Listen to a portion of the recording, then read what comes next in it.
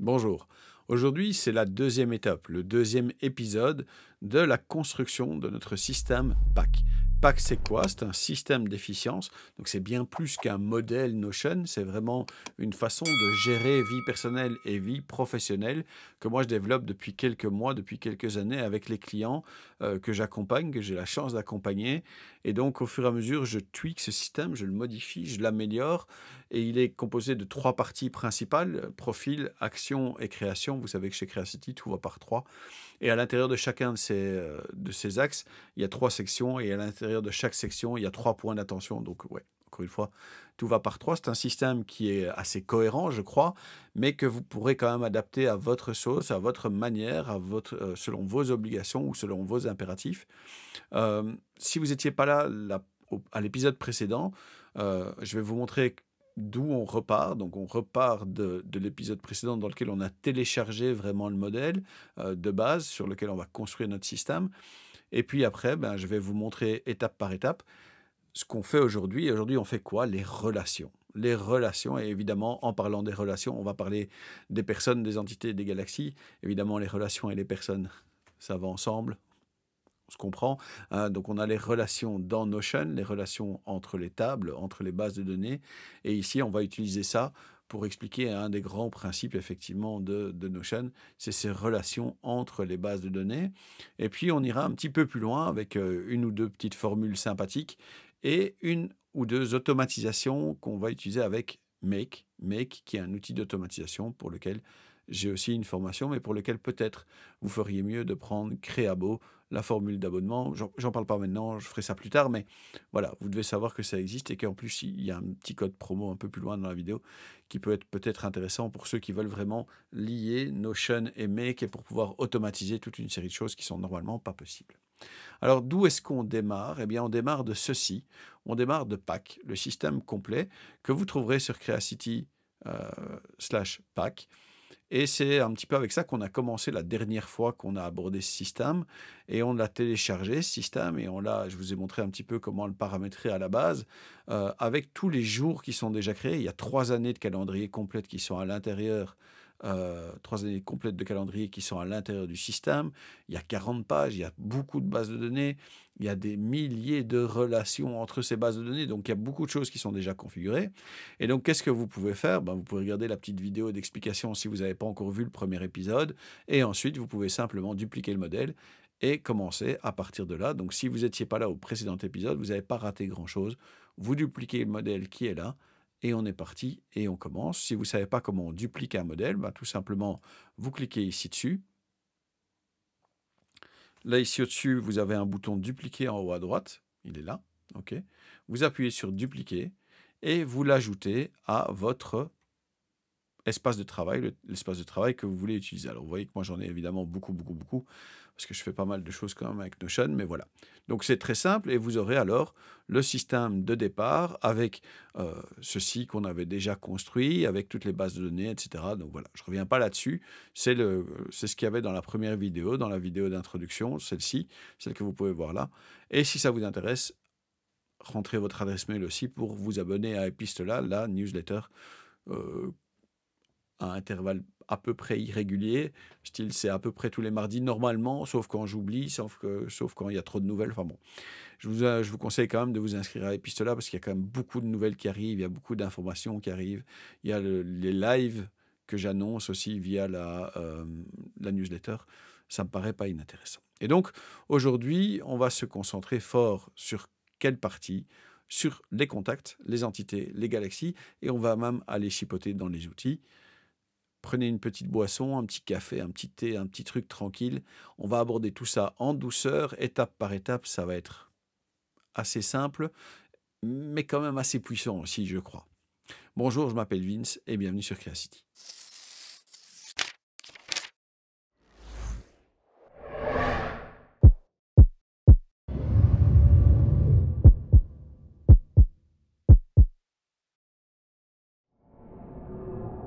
Alors, dans notre étape d'aujourd'hui, qu'est-ce qu'on va faire? Donc, les contacts, les entités, les galaxies et les outils. Première chose, je vous propose d'aller regarder la première vidéo si vous ne l'avez pas fait. Et de quoi est-ce qu'on va parler aujourd'hui? On va parler aujourd'hui d'une petite formule pour créer le nom complet. On va aussi se demander pourquoi est-ce qu'on a besoin d'une formule pour avoir le nom complet de la personne. On va apprendre à lier, à abstraire. Donc vous allez voir qu'on va essayer de réfléchir un petit peu à ce que c'est une base de données et à comment c'est construit. Et je vais vous montrer ça par la pratique, justement avec des exemples. Et puis on va aussi se mettre d'accord sur une certaine manière de nommer les relations, ce qu'on va avoir comme convention de nommage. Et puis, je vais vous montrer une petite automatisation très très simple avec Make pour justement construire nom complet de manière automatique et que ce soit vraiment utile. Vous allez voir qu'il manquera un petit quelque chose à la fin et pourtant, c'est là qu'on va pouvoir être vraiment, ça va vraiment pouvoir être utile. Pour aller encore plus loin, ce que vous voudriez pouvoir faire éventuellement, c'est synchroniser des contacts avec soit votre liste des contacts dans Google, dans iOS, peut-être même dans Outlook. Et pour ça, évidemment, il y a la formation Apprendre Make. Apprendre Make qui est la formation que j'ai créée pour ceux qui veulent apprendre à automatiser, à aller un peu plus vite, à éviter les tâches répétitives.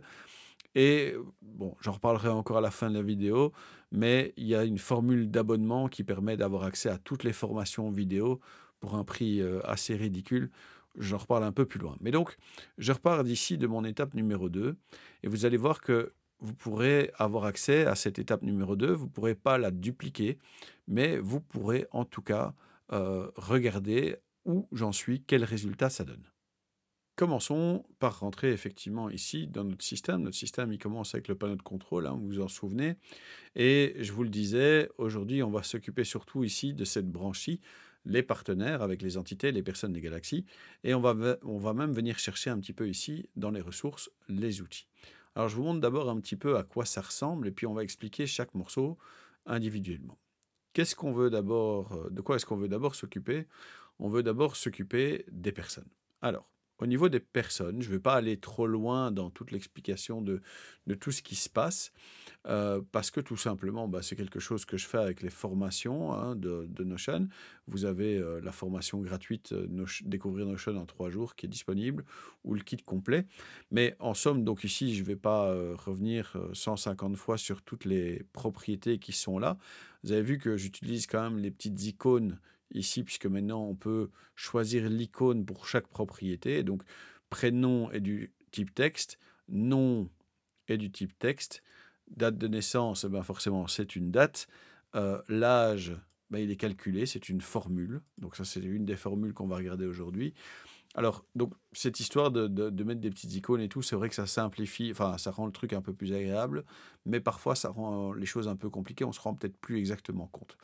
Je voudrais quand même aussi revenir ici sur personne et sur nom complet. Personne ici, c'est, et là c'est important et il faut s'en souvenir, c'est une propriété du type titre. Donc c'est dans Notion la colonne principale, celle qu'on ne peut pas supprimer, celle dont on ne peut pas changer le titre, et celle aussi qui va permettre de faire des relations. C'est avec cette colonne-ci que la relation va être construite. Le problème, c'est qu'on peut faire cette histoire-ci de 2 manières différentes. Si ici, je mets prénom et nom comme étant une formule qui récupère un morceau de ça, eh bien, ça ne fonctionnera pas. Pourquoi ça ne fonctionnera pas?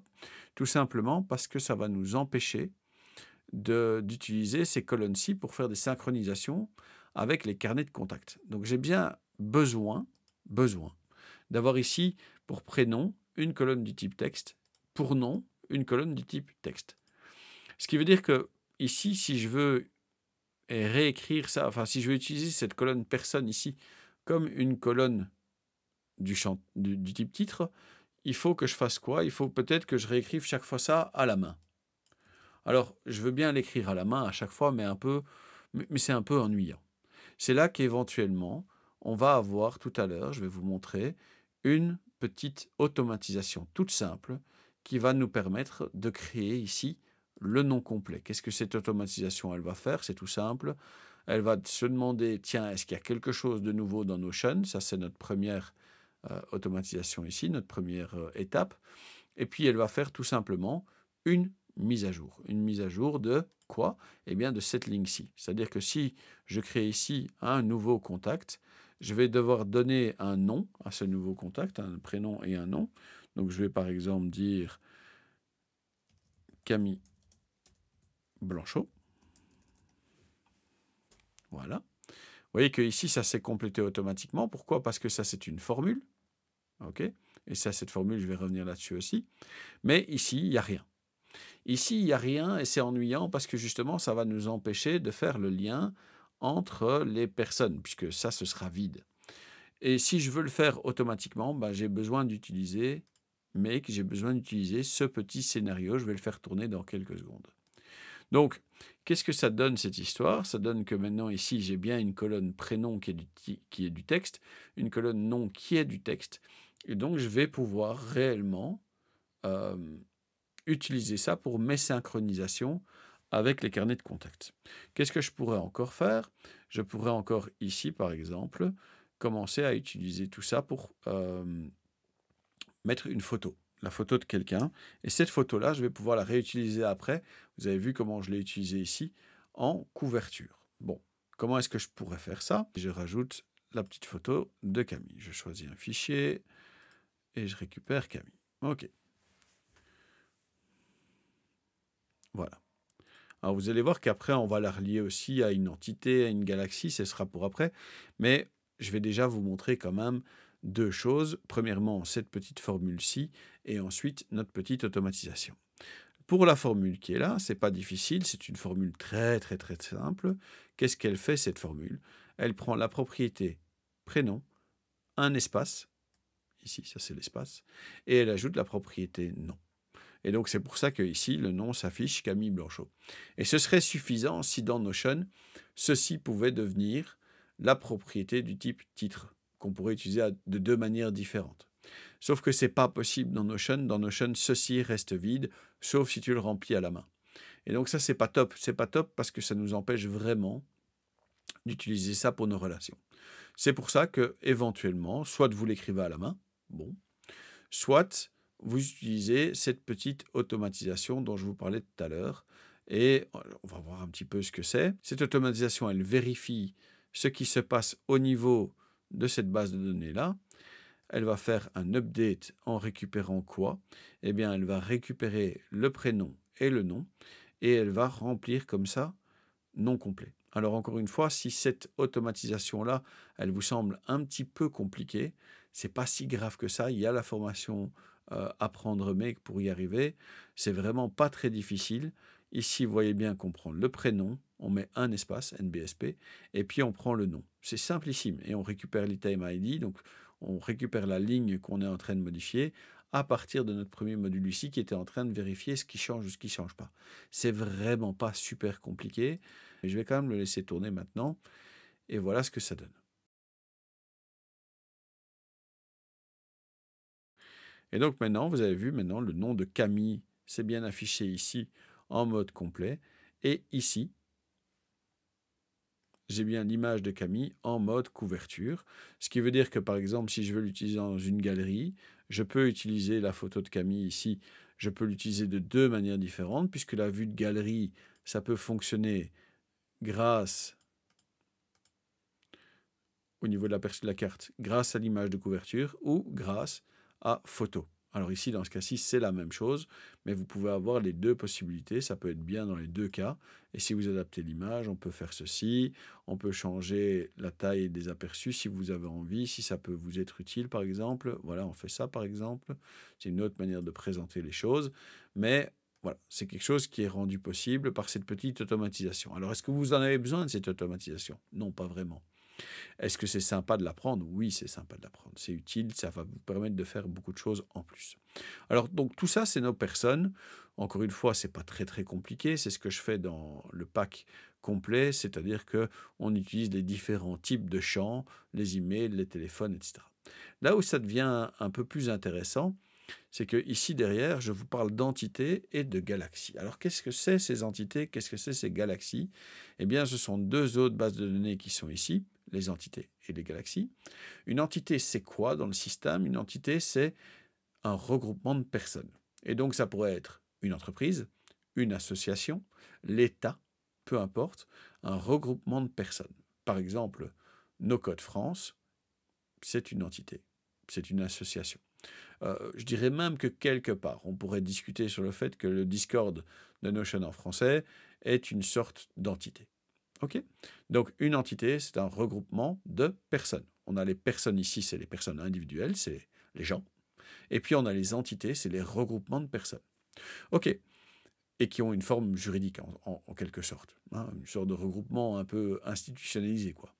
Et puis, on a les galaxies. Alors, les galaxies, ça, c'est encore un truc un peu particulier que moi, j'ai mis en place parce que je me suis rendu compte qu'en réalité, tous les gens ne font pas partie d'une entité, mais si on veut se relier à certains outils, si on veut regrouper comme ça une série d'experts ou de sociétés expertes dans un domaine, il faut pouvoir lier quand même les entités et les personnes dans une plus grande euh, globalité. Et donc j'ai créé ici des galaxies.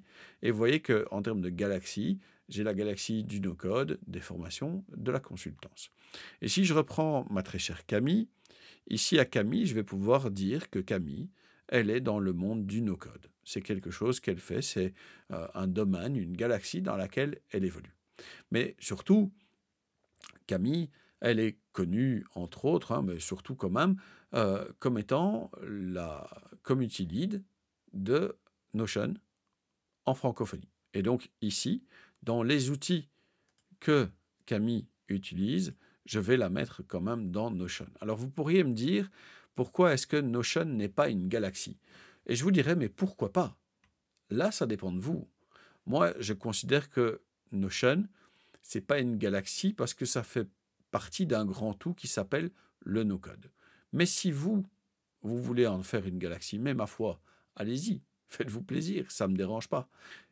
J'insiste aussi sur une petite chose, c'est que dans mon système, dans ma manière de réfléchir, vous ferez attention au fait que ici, c'est au pluriel et que derrière, il y a un R.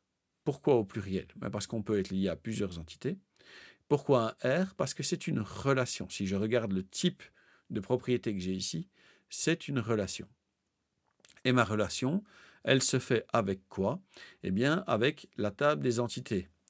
Et la table des entités, vous regarderez qu'elle est nommée entité DB. Mais regardez bien, si je me mets là, c'est la vue table de personne DB.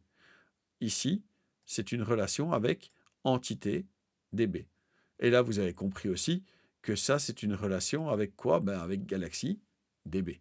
Et là aussi, pourquoi est-ce que je fais ça? Parce que tout simplement, dans Make, ça me permet de retrouver mes jeunes plus facilement. Ça me permet d'avoir plus facilement accès exactement à la donnée dont j'ai besoin au moment où j'en ai besoin. Alors, d'autres petites choses quand même à préciser au niveau ici de ma relation. C'est quelque chose à nouveau que j'aborde beaucoup dans le kit complet, dans le livre que j'ai écrit sur Notion et dans les vidéos qui l'accompagnent. C'est que on peut avoir une limite et on peut l'afficher ou pas dans l'autre base de données. Alors, qu'est-ce que ça veut dire toutes ces histoires-là? Première chose, la limite. Est-ce qu'on est limité à une personne, à une galaxie, à une entité? Dans ce cas-ci, non. Mais dans quel cas est-ce que ça pourrait être utile? Eh bien, par exemple, pour le pays de naissance. Si on avait une colonne ici, pays de naissance, eh bien, ma foi, on ne peut naître que dans un pays. Donc, quelque part au niveau de la limite, alors on pourrait mettre une page. On n'a normalement qu'un papa, qu'une maman, en tout cas biologique. Et après, je sais, les réalités familiales font que, voilà. Mais donc, on peut imposer à un moment une limite au nombre de relations qui sont possibles ou pas. Ensuite, on peut ou pas vouloir afficher dans Galaxy les personnes qui sont liées à cette galaxie. Donc c'est pour créer un système un peu circulaire. Vous voyez ça ici en dessous d'ailleurs, c'est bien représenté. Les galaxies sont reliées aux personnes, les personnes sont reliées aux galaxies. Okay? Ce qui veut dire que si je vais ici, puisque mon menu horizontal me permet d'avoir accès à tout très rapidement, je vous rappelle que c'est une vidéo que j'ai publiée sur la chaîne, dans les galaxies donc, eh bien je vais pouvoir avoir plusieurs personnes. Et vous voyez qu'on a ajouté maintenant Camille dans notre système et que ces galaxies, elles sont liées parfois à des entités, parfois à des outils. Donc par exemple ici, le no-code, une entité qui est liée au no-code, eh bien tout simplement, ça pourrait être Creacity. Mais ça pourrait être aussi Notion Labs. Notion Labs, qui est l'entité qui crée le produit Notion. Donc dans le domaine du no-code, on a Creacity, Notion Labs, on a des personnes, on a des outils. Je pourrais d'ailleurs, à partir d'ici, créer de nouvelles entités. Qui fait des formations? Eh bien, par exemple, contournement. Contournement, Alexis, hop, voilà, je l'ajoute dans les entités qui font de la formation. Mais enfin, contournement, ils sont à fond dans le no-code. On ne peut pas dire le contraire. Conséquence ici, je vais rajouter qui? Je vais rajouter contournement aussi ici au niveau du no-code. Je vais même pouvoir aller plus loin. Chez contournement, je pourrais même rajouter ici des personnes. Qui est-ce que je vais pouvoir rajouter? Je vais pouvoir rajouter Alexis Kovanenko. Voilà. Je pourrais rajouter Erwan aussi, évidemment, sans problème. Et Alexis, maintenant, il est lié dans tout ça à contournement, mais il va être aussi éventuellement lié au no-code, etc. Donc, c'est un système un petit peu où tout est dans tout et inversement le contraire. Voilà un petit peu comment fonctionne notre histoire de personnes, entités, galaxies et les différents liens que je vois entre ces différentes bases de données. Il reste l'histoire des outils. Et les outils, là encore une fois, pour moi, on peut en avoir plein. Et pour moi, les outils, c'est une ressource. Conséquence, j'ai mis ça dans, ici, la partie des actions. Pourquoi dans la partie des actions? Parce que pour moi, une ressource, c'est quelque chose qui permet de créer, de faire des actions dans les tâches et dans les projets, etc. Donc voilà, encore une fois, il y a une logique dans l'endroit où j'ai posé les différentes parties du système. Mais nos outils sont reliés avec des personnes, avec des entités, avec des galaxies. Tout ça est lié les uns avec les autres. Vous remarquerez aussi que pour l'instant, on n'a pas encore fait d'agrégation. Pourquoi? Tout simplement parce qu'on va faire des agrégations dans l'étape numéro 3, qui est liée aux tâches et aux projets, qui sera pour la prochaine vidéo. Alors, je voudrais quand même revenir une dernière fois sur cette histoire de Make et sur les possibilités que ça offre et sur la raison pour laquelle j'utilise Make avec Notion. Notion n'a pas d'outil d'automatisation interne. C'est pas comme Airtable, c'est pas comme Coda. Il n'y a rien dans Notion pour créer des automatisations actuellement, à part l'histoire du modèle récurrent qu'ils ont sorti il n'y a pas si longtemps. Donc, moi, chaque fois qu'il faut que je rajoute quelque chose, chaque fois qu'il faut que j'aille chercher une fonctionnalité qui n'existe pas dans Notion, eh bien, je crée une automatisation avec Make. Alors, je vous ai montré celle-ci. Elle fonctionne, elle est sympa, elle est très bien. OK, cool. Mais j'en ai deux autres. Et ces deux autres-là, je ne vais vraiment pas rentrer dans le détail parce que c'est plus alors une formation sur Make que vraiment l'utilisation de packs et la création de packs. Mais regardez un petit peu. Synchronisation des contacts Google vers Notion, synchronisation des contacts dans Notion, dans Google, et retour vers Notion. C'est-à-dire que quand on veut créer une synchronisation, il faut aller dans les deux sens. Un petit peu comme tout à l'heure, je vous ai montré qu'une relation, elle se faisait dans les deux sens. Donc ici, si je regarde la propriété et les outils, les personnes sont liées aux outils, les outils sont liés aux personnes. Eh bien, selon un principe à peu près équivalent, dans les synchronisations des contacts, c'est la même chose. Ici, je récupère les contacts de Google. Je regarde si dans Notion, ça existe déjà. Si ça n'existe pas, je crée un item dans Notion. Je create a database item dans Notion. Si ça existe, qu'est-ce que je fais? Je fais une mise à jour. Donc, de ce point de vue-là, encore une fois, vous avez des possibilités qui sont infinies grâce à Pack. Ici, je regarde s'il y a des modifications dans Google Contact. Je vérifie si le contact existe déjà dans Notion. S'il n'y en a pas, je le crée. S'il y en a un, je le mets à jour. Je le mets à jour, pardon. Ensuite, dans l'autre sens, il faut aussi que ça fonctionne. C'est-à-dire que, admettons que je crée un nouveau contact dans Notion, il faut ensuite réussir à mettre le contact à jour dans Google. Alors, vous voyez que ce scénario-ci, il ressemble beaucoup au premier scénario que je vous ai montré. Le premier scénario, c'est celui, il est en fait ici, c'est ces trois modules-ci. Je regarde s'il y a des mises à jour dans Notion, et puis je fais un update de l'item de database et de la page pour ajouter le nom complet et pour ajouter l'image de couverture. OK, cool. Mais après, quand ça c'est fait, quand cette partie-là est faite, eh bien, je vais aller vérifier si dans Google, il y a déjà quelque chose ou pas. Et donc, je vais mettre le contact Google à jour s'il y a déjà un ID qui est présent. Sinon, je crée un nouveau contact dans Google. Et vous allez me dire, c'est quoi ce GID qui est là? Eh bien, là aussi, dans la manière de construire cette base de données, vous verrez que ici, tout au bout, j'ai créé une propriété du type texte. Et cette propriété du type texte, qu'est-ce qu'elle contient? Elle contient l'ID de Google. Donc l'ID du contact dans Google Contact. Et donc ici, on vérifie tout simplement s'il y a déjà un ID de chez Google. S'il y en a déjà un, ça veut dire que on va tout simplement mettre ce Google Contact à jour.